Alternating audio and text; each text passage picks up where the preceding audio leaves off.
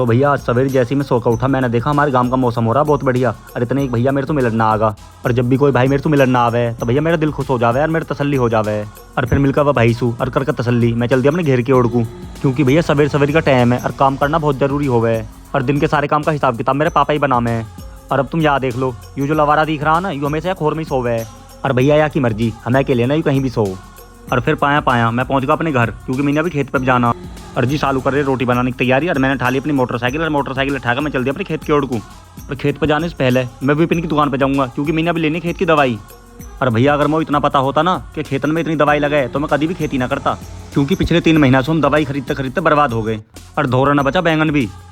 और सारी साल जो ऐसे करवाएंगे वो अलग रही, क्योंकि भैया जितनी दवाई हमने खेतन में लगा दी, अगर इतनी दवाई हम खुद खा लेते अब तक अमर हो जाते। और फिर लेकर हरी हरी सी डिब्बी टांग के मोटरसाइकिल पे मैं चल दिया अपने खेत की ओर को। और भैया आज तो मैं एक सच्चाई बताऊं, इतना तो आज तक मैंने अपने घर का राशन भी ना खरीदा जितनी मैंने दवाई खरीद ली। और फिर लेकर अपनी मोटरसाइकिल है मैं चल दिया अपने खेत की ओर को।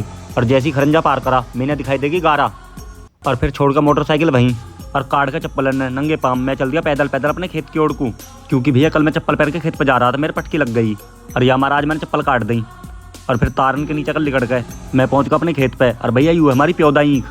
और देख के ईख है मेरा होगी तसल्ली। तो भैया आज का ब्लॉग करूंगा यहीं खत्म, मिलूंगा अगले ब्लॉग में, जब तक तुम मेरी वीडियो शेयर कर दो।